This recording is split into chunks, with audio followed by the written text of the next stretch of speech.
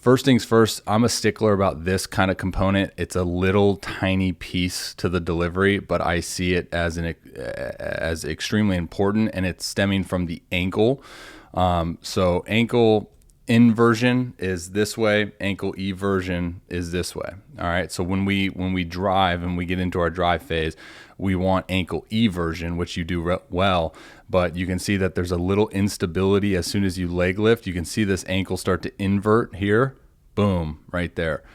So I'm big on this just because I see it as an important piece, because the foot is the one thing connected to the ground, right? So if there's any instabilities within the foot, within the ankle, as soon as we get into our leg lift, then that's going to compensate the drive leg stability, and the drive leg stability within the drive leg mechanics is extremely important in order to, produce ground force, absorb force, and essentially, influence a greater rate of acceleration moving forward. All right. So as you can see, this little shift here, extremely minor, right? Like extremely minor. And you're probably like, that doesn't matter.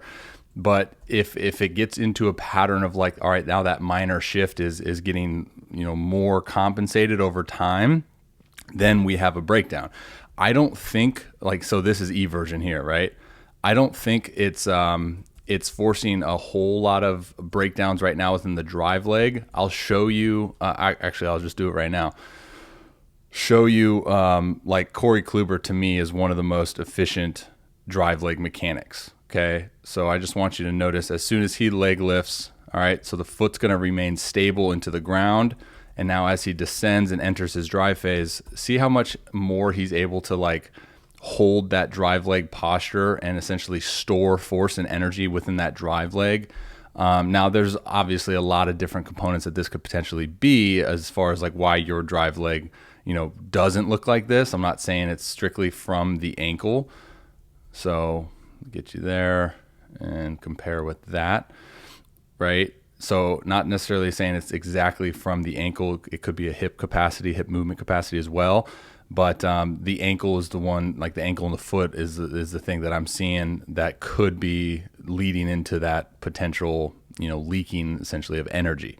All right. So as I mentioned right before I started talking about that, not the biggest piece, but it's just something, and I'm a big stickler on that because I think it's often overlooked, but it's something that we could really focus and keen on, and who knows, it could create a lot of, much more efficient patterns moving forward. So within the report, you'll see some progressions just for ankle and foot stability as well.